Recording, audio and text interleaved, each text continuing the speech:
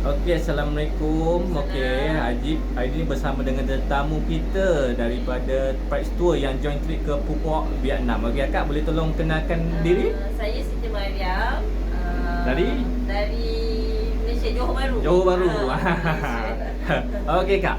Saya Ajib nak tanya feedback berkenaan trip kita di Phuoc daripada segi hotel macam mana, Kak? Hotel sangat selesa. So saya ada 4 orang anak. So kita dapat yang paling selesa lah. Luas tak? Luas. Katil pun ada dapat 3 bed. Okey. Lepas tu bilik air pun luas. So selesa untuk anak-anak. Selesa. Bersih tak? Bersih. Bersih, Betul. So housekeeping pun ada setiap hari. Okey. Okey, daripada segi kita punya pengangkutan, Kak, bas kita macam mana? Okey tak? Bas okey, bas pun sama.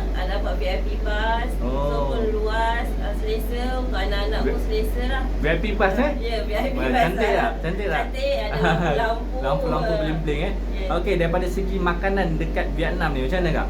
Makanan Vietnam ni okey, ikut selera kita lah, Melayu kan. So ada memang kurang pedas tapi kita boleh makan lah. Boleh lah. Still boleh makan. Okey, daripada segi kita punya tempat-tempat lawatan ni kan, contoh macam ni Kak boleh tengok macam mana?